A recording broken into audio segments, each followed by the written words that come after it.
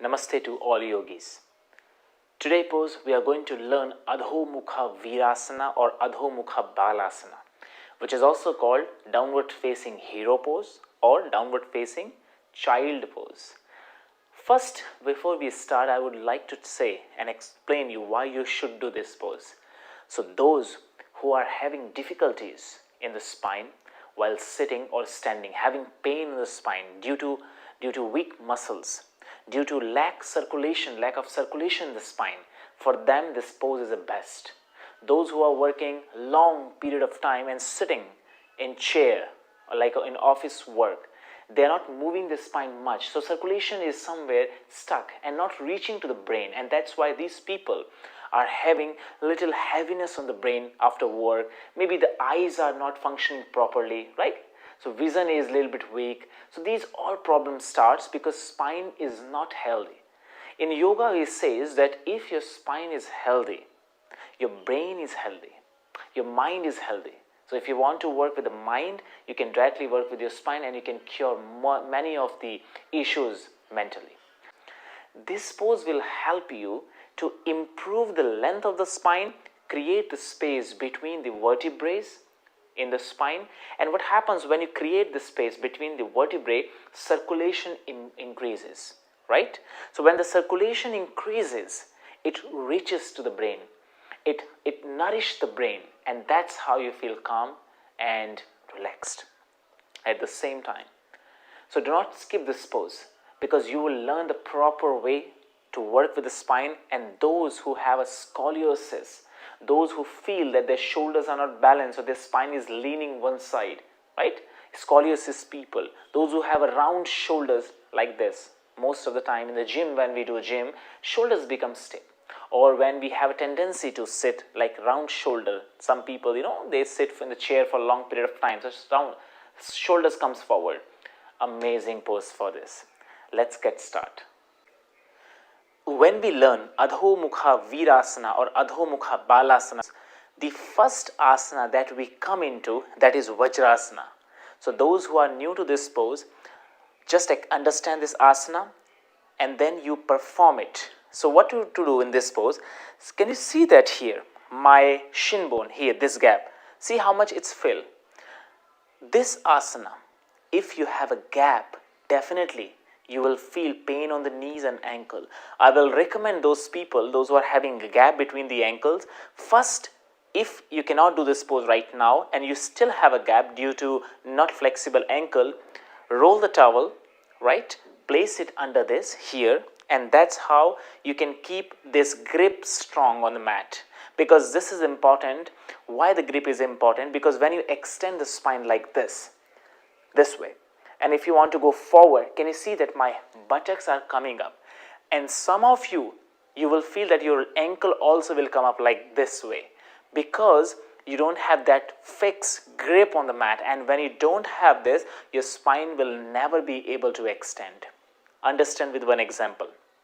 If my right arm, if I want to extend my right arm like this, it is only possible because my arm, one side, fixed with my shoulder, and that's how I can extend it. Even if I'm extending my shoulder forward, still my body is here. So you cannot extend if you are moving with your hands. This is not extension, right? So you can only extend when one side of the spine is fixed and other side of the spine is still moving forward. And similarly, when we work with the spine, we work the same way. So the back side of the spine, which is a hip, this has to be fixed completely, and this can be fixed when your legs are fixed. And that's the reason I'm telling you to fix this. So what to do here? Let me explain you from the back. So first, you separate the knee edge of the mat, right? So separate the knee edge of the mat. That's why I'm using the mat here, because if you don't use the mat, you will not be able to understand how much to open it. Use the mat and edge of the mat, that much you can open it. Those who are flexible, they can go a little bit closer, but those who are new to this pose, they can open till the edge of the mat. What will happen when you open the knee? It will really give you space So when you go forward with a straight spine, you have a proper space to really extend this spine and free this gap between the vertebrae. So when you see from the back, what I did is, see here, I'm sitting like this. So what I did in this pose, and what you should do is, you first move the fingers under the ankle and remove the skin out like this, right? And fix this on the floor. Again, you move, fix this on the floor. And then see what I did. I move my heel outside. With my finger lock, I move my heel outside, and that's how I'm sitting in between my heel. So my buttocks are inner edge of my this foot, and that's how I'm grounded. Now my buttocks are fixed, my spine is straight, and now perfectly I'm ready for the spinal extension. One more thing that you have to make sure that you are doing here is, you are removing the skin. Can you see that here? I'm removing my skin of the calf externally so that I can really sit completely with fixed gap. Okay, this is more important. When you are rotating the leg, make sure that you are not rotating the shin bone. You are just moving the calf, this muscle. Can you see that? This muscle you need to just rotate, and then the gap will come here, and that gap need to be fixed nicely. And that's how you are sitting with both knees. So once you fix this, what next? So now you fix this, and you are already in the centering pose. Now the second step comes, preparation for extension. And what is this preparation? Take inhale, raise the hands like this. Open the chest and raise the hands. And when you raise the hands, make sure that you are pushing the buttocks on the floor. What I am doing is, right now, I am really pushing my buttocks on the floor. And now with exhalation, you go forward, forward, forward. And see now, my buttocks are coming up. Can you see that? It's coming up. So when it started coming up, it means this is the final step, that you should stay here and bring the hands down now. Some of you maybe can go without lifting the buttocks. Some of you maybe while even starting, your buttocks are coming up. So it can be different. So whenever you feel that buttocks are lifting, stop there. So now see here again. Inhale, raise the hands. Exhale. See, buttocks are still now coming up. So I will rest my hand down, both this. But now what I will do is, I will still push my buttocks on the heels. I will lengthen my back, and then I will exhale, straighten my left hand.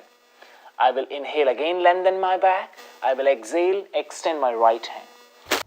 Those who cannot press the buttocks on the heels, they can use the block and place the both palm top of the block like this.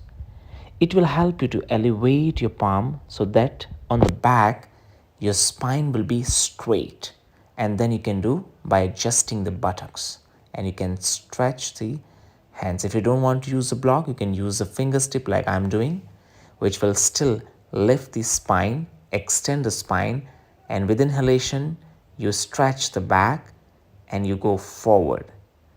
Like this, you need to press the buttocks and stretch the hands completely. So it will really give you the space in each vertebrae, and then you press the palm down and completely stretch. And elevate the elbows away from the ground. And now the final is, you exhale, you rest your forehead down. Now you inhale, you exhale. Inhale, you exhale. 1 minute, 2 minutes you spend here. Deep breath.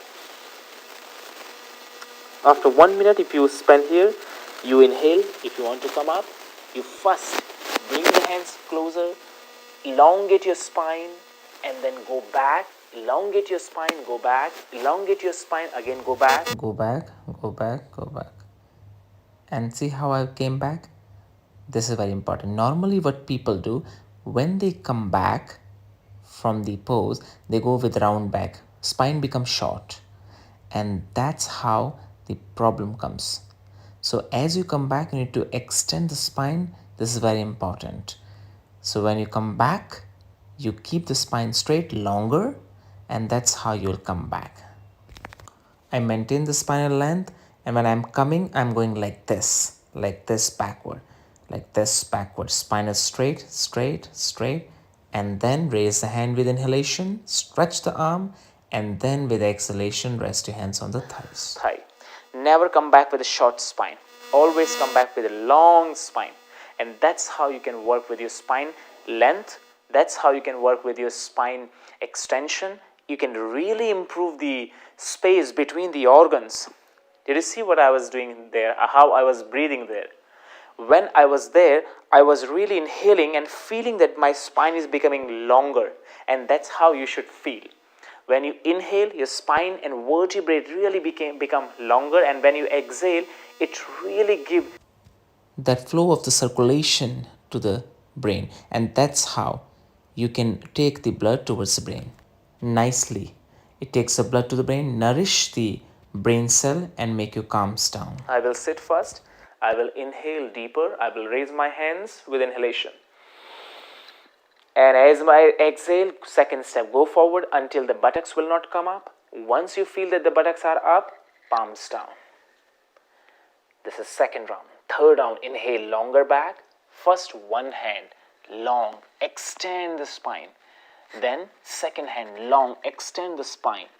And then press the palm, fix the hands, elbows off the floor, wrist off the floor, and then with inhalation, lengthen your back. And with exhalation, you rest your forehead. Active child. And then now inhale with belly, deep inhale. Exhale. Inhale. Exhale. Inhale. Exhale. Now when you want to come up, inhale, look forward. First back and spine longer. Back, spine longer, longer, longer. Once you became and sit completely, again raise the hands with inhale. Stretch the belly and exhalation, hands on the thighs.